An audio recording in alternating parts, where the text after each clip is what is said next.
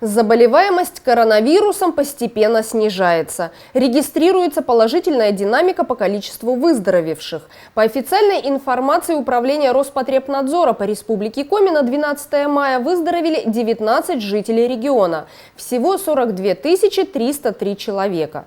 Ежедневно ПЦР-тестированием выявляется порядка 20 новых случаев заболевания COVID-19.